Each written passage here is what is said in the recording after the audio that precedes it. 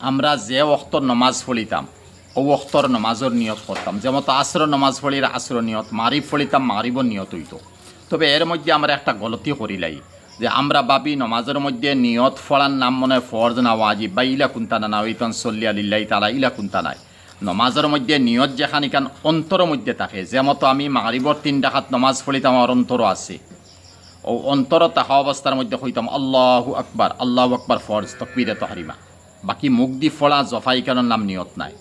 OLA কোনো মাইসে মুফতিয়ানে কেরাম হলে লেখতরা কোনো মানুষ লাগছে জোরর সুন্নত ফলাত, তার নিয়তের মধ্যে আছে সুন্নত আর মুখের মধ্যে ফরজ উচ্চারণ করে খালো হয়ে গেছে নমাজ হয়েছে, কারণ তার নিয়ত তো ফরজ নিয়ত সুন্নত আছে।